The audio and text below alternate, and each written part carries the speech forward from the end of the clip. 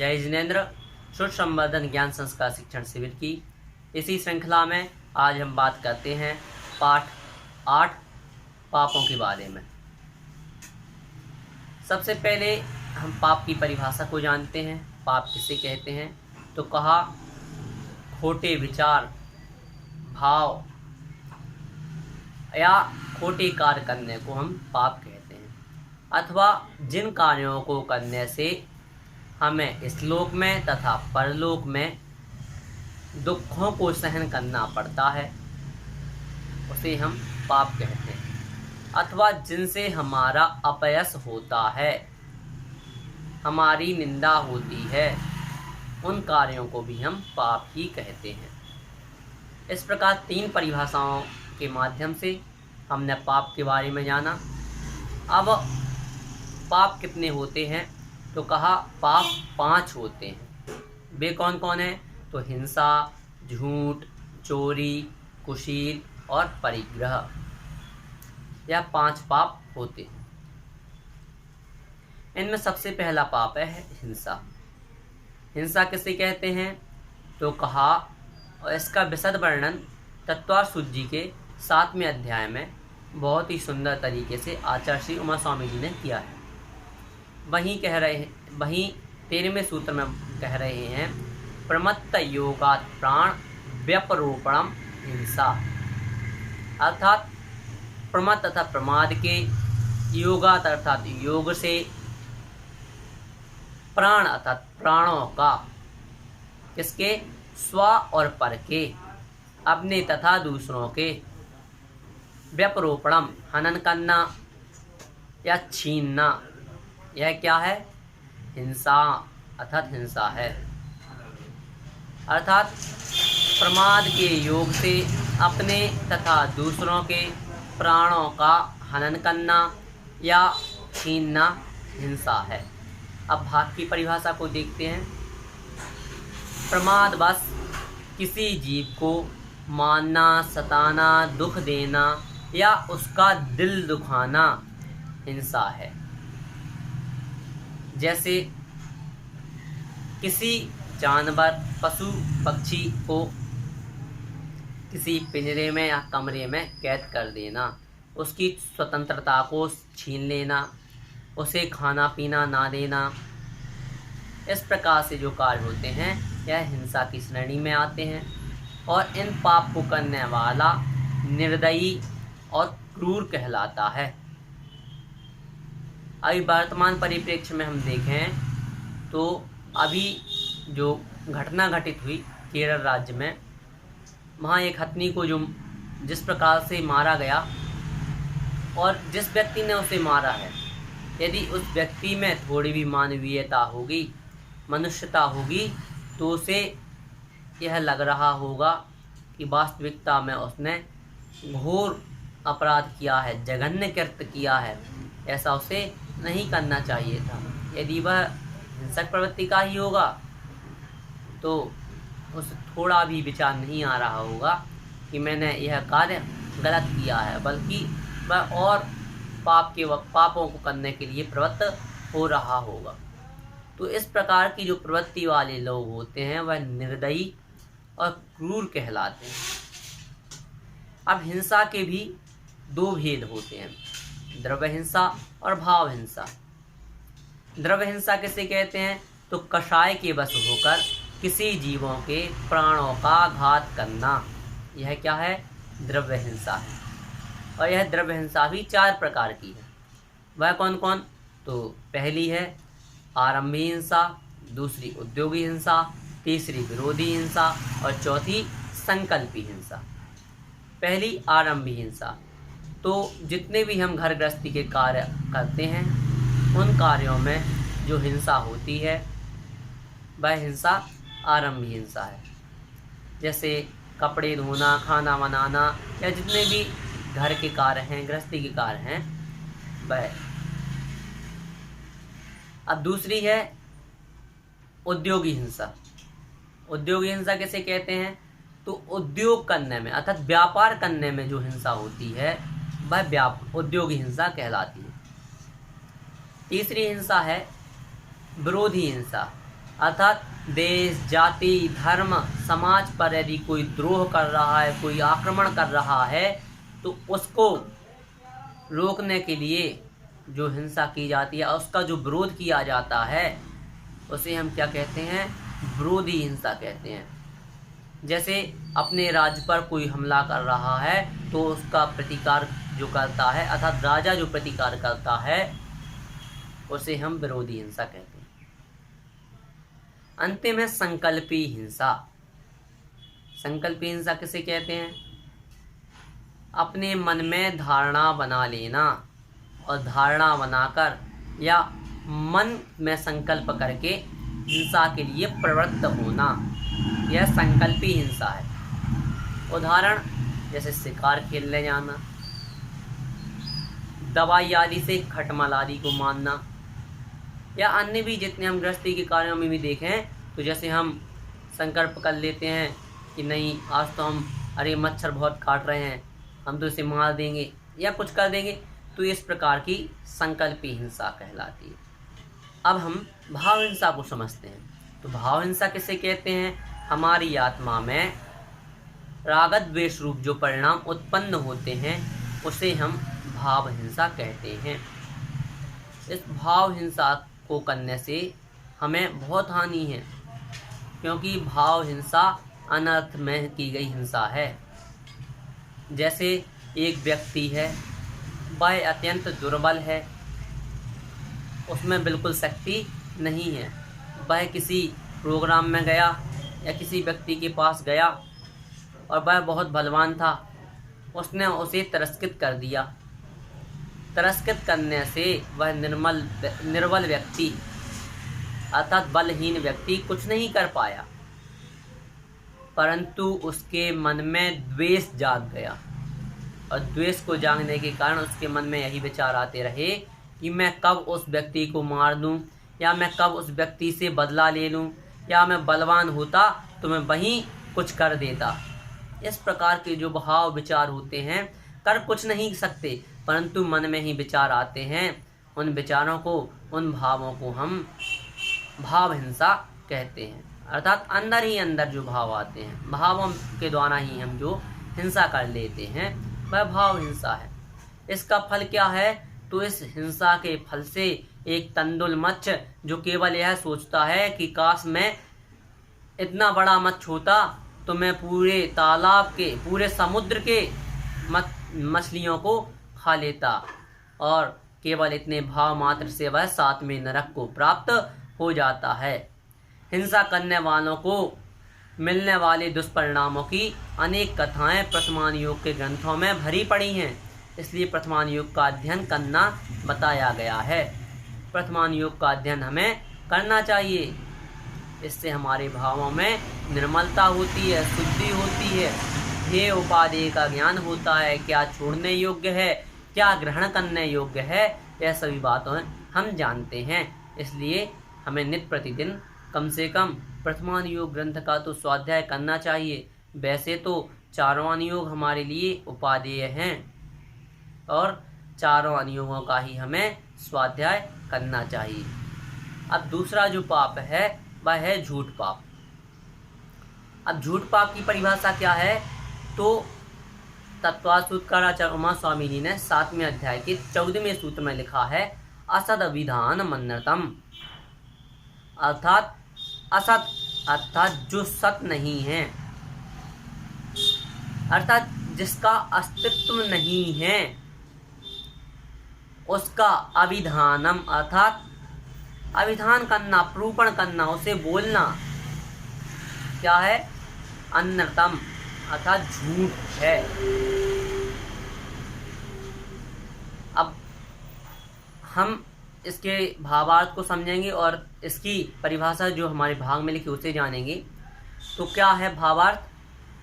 जो असत है, जो हुआ ही नहीं है, जो कार्य किया ही नहीं गया, ऐसे कार्य का उल्लेख करना, ऐसे कार्यों को बताना, बोलना, वह झूठ है। भाग में जो परिभाषा लिखी है वह है प्रमादवश। वहाँ भी पूर्व सूत्र से जो प्रमत्त योगात प्राण प्रहिंसा है, यहाँ से जो प्रमत्त शब्द है वह यहाँ जाएगा, अर्थात प्रमत्र असवधान मन्नतम।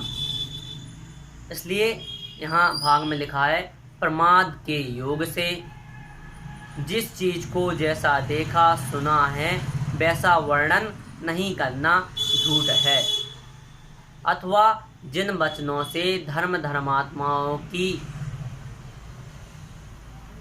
आत्मा को या उनके दिल को दुख पहुँचे, ठोस लगे, और अगर वैसे वचन सत्य भी हों तो उन वचनों को बोलना भी झूठ ही है। इसलिए ऐसे वचन भी नहीं बोलना चाहिए जिससे किसी को दुख हो। इसीलिए तो कहा है हित मित और प्रिय वचन बोलना चाहिए। इस पाप को करने से लोग झूठे और दगाबाज कहलाते हैं। अब झूठ बोलने का फल क्या है? तो सत्यघोष की कथा तो हमने सुनी है, किस प्रकार से वह अपने बाजू में एक छुरा लिए रहता था कि अगर मैं झूठ बोलूं तो मेरी जिब्बा को काट दिया जाए, परंतु उसने थोड़े से लोभ में आकर और झूठ को बोला, जिससे उसे कितना तिरस्कृत होना पड़ा। उसे राजा द्वारा गोबर का भक्षण करना पड़ा, अपनी सारी संपत्ति नष्ट करनी पड़ी, पहलवानों द्वारा मुक्के घूसे खाने पड़े। इसी प्रकार राजा वसु की कथा आती है, उसने जो झूठ बोला उस झूठ के कारण कितनी हिंसा हुई और उस झूठ के कारण वह नरक गति को प्राप्त हुआ।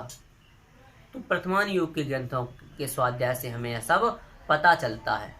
अब तीसरा जो पाप है वह चोरी, और चोरी की परिभाषा क्या है? तो 7वें अध्याय में ही 15वें सूत्र में आचार्य शिवमा स्वामी जी ने कहा अदत्ता दानम स्तेयम, अदत्ता अर्थात बिना दी गई वस्तु को, आदानम अर्थात ग्रहण करना, दान अर्थात देना और आदान अर्थात लेना अर्थात ग्रहण करना, स्तेयम अर्थात चोरी है। संपूर्ण अर्थ क्या होगा? बिना दी गई वस्तु को ग्रहण करना चोरी है। अब इसके भावार्थ क्या है? तो इसके भावार्थ को हम भाग में से पढ़ते हैं। प्रमादवश बिना दिए किसी की गिरी हुई, पड़ी हुई, रखी हुई वस्तु को बिना पूछे अथवा बिना दिए ग्रहण कर लेना, उठाकर ले आना अथवा उठाकर किसी को दे देना, यह चोरी है। इस पाप को करने वाला चोर कहलाता है। अब कुछ लोग क्या करते हैं, अरे भैया जी वो चीज़ तो वहाँ डली हुई थी रास्ते में, तो हमने उठाई और मंदिर में दान कर दी या मंदिर में रख दी, तो इससे भी आपको दोष लगेगा। यदि आपको 5 रुपये, 10 रुपये, 100 रुपये भी रास्ते में डले मिलते हैं और आप उन्हें उठाकर मंदिर में भी दान देते हैं, तो इसमें भी आपको दोष ही लगेगा, चोरी पाप का दोष आपको लगेगा। इसलिए इस पाप से भी हमें बचना चाहिए। अब चोरी का फल क्या है? तो चोरी करने वाले अनेक प्रकार के दंड भोगते हैं। उन्हें इस भाव में भी फांसी आदि की सजा होती है और पर भाव में भी वह नरक आदि गति को, निकृष्ट गति को, नीच गति को, निम्न गति को भी प्राप्त हो जाते हैं। इसलिए चोरी पाप से हमें पूर्ण रूप से बचना चाहिए। घर के कामों में भी हम एक बालक जो हैं, अभी हम बालक हैं और इस कारण से हम क्या करते हैं, किचन में गए और कुछ भी बिना किसी से पूछे उठा लाए। घर में क्या बने थे, बहुत अच्छी चीज़ बनी थी जो हमें प्रिय थी, और वह प्रिय चीज़ सबके हिस्से की थी, परंतु क्या है, हमने उसे खा ली। किचन में गए और धीरे से उठाकर खा ली।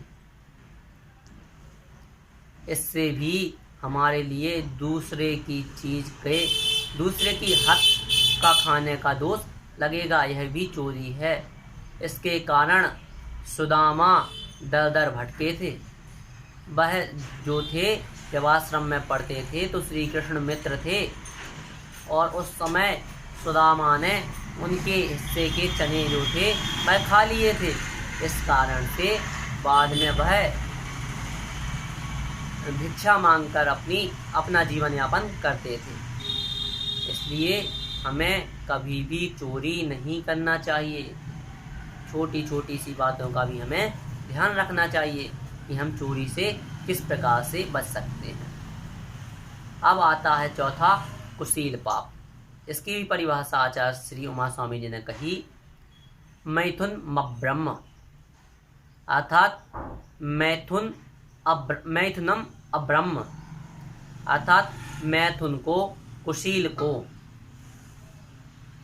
अब्रह्म अर्थात अब्रह्मचर्य अर्थात कुशील पाप कहते हैं। इसकी परिभाषा जो भाग में दी है उसे देखते हैं। पराई स्त्री या पर पुरुष के साथ रमण के भाव करना या रमण करने को कुशील कहते हैं। इस पाप को करने वाले व्यभिचारी और बदमाश कहलाते हैं और लोक में भी बुरी नज़र से देखे जाते हैं।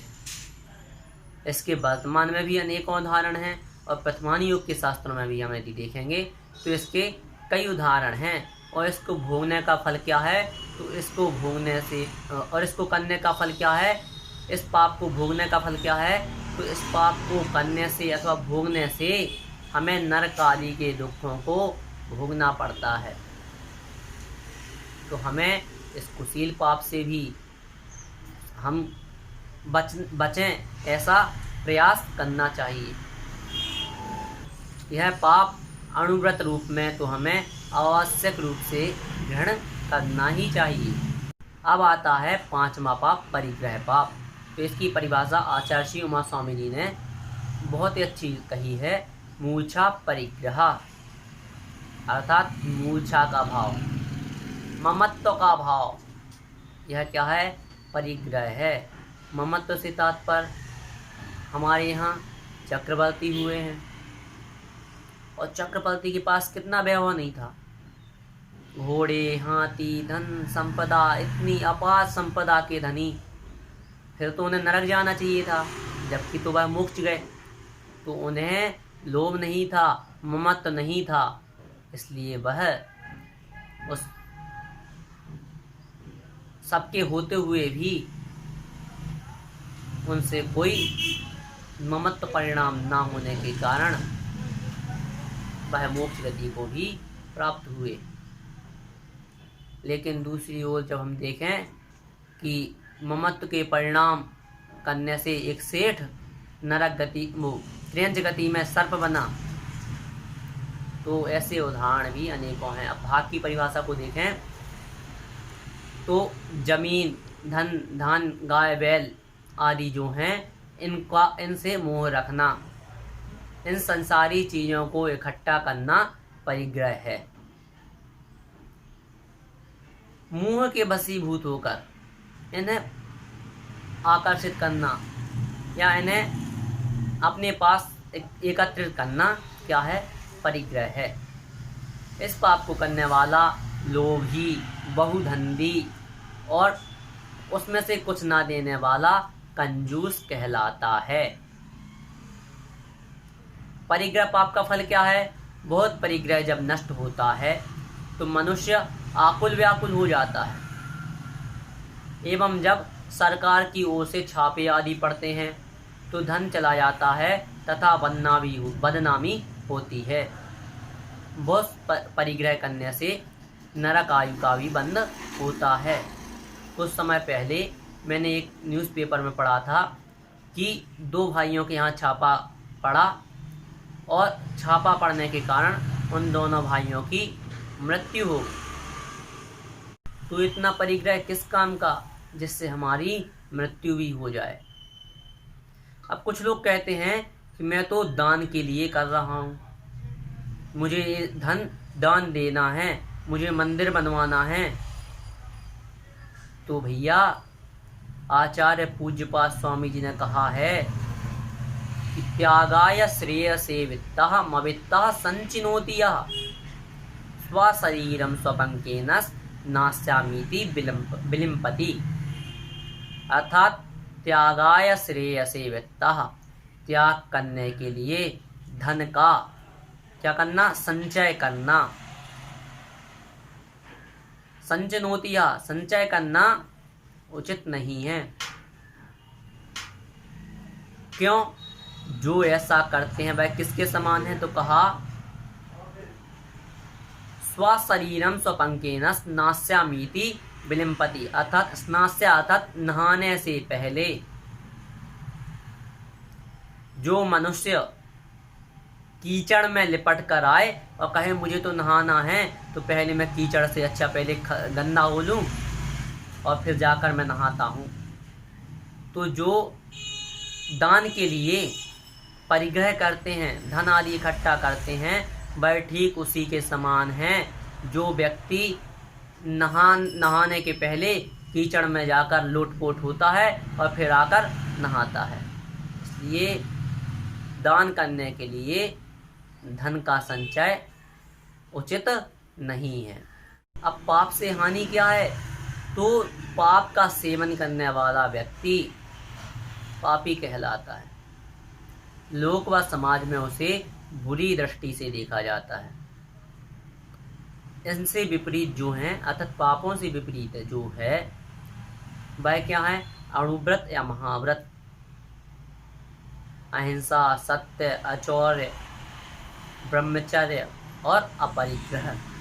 यह जो 5 महाव्रत हैं, इनको श्रावक के लिए अणुव्रत रूप में भी कहा है। इसलिए उन अणुव्रतों का पालन करना चाहिए और इन 5 पापों से जितना हो सके उतना बचना चाहिए। हम आरंभी हिंसा अर्थात घर गृहस्थी की हिंसा से तो नहीं बच सकते, लेकिन उसमें भी जितना हम संकुचित कर सकें, जितने कम पानी का यूज हो उतने कम पानी का यूज करें, जितनी हवा का उपयोग हो उतनी हवा का उपयोग करें, शेष का ना करें। उद्योगी हिंसा से हम नहीं बच सकते, लेकिन उद्योग उतना करें जितने व्यापार में हमारी घर गृहस्थी चल जाए। लेकिन हम संकल्पी हिंसा से बच सकते हैं। इसलिए संकल्प पूर्वक की गई हिंसा से हमें बचना चाहिए। अब जो है यह 5 पाप हमारे जीवन में अत्यंत कष्टदायी हैं, दुखदायी हैं। इसलिए इन 5 पापों को छोड़ना है। अब हमें क्या करना है? इसी की ओर प्रवृत्त होना है कि इन 5 पापों को छोड़कर अणुव्रतों को धारण करना है और अणुव्रतों को धारण करते करते धीरे धीरे महाव्रतों को भी धारण करना है। जब हम ऐसा करेंगे तभी हमारा जीवन सार्थक होगा, सफल होगा। अतः हमें छोटे छोटे जो पाप हैं उन पापों से भी हमें बचना चाहिए। अंत में आप यही कहूँगा कि आपकी जो जिज्ञासा है उस जिज्ञासा को आप हमारे पास अवश्य भेजें, हमारे व्हाट्सएप नंबर पर भेजें अथवा यूट्यूब चैनल पर ही आप कमेंट करके हमें बता सकते हैं। यदि आपको कोई जिज्ञासा, कोई शंका या कुछ सवाल हैं तो आप हमें बताएं और आपकी जिज्ञासा का पूर्णतः समाधान किया जाएगा। जय जिनेंद्र।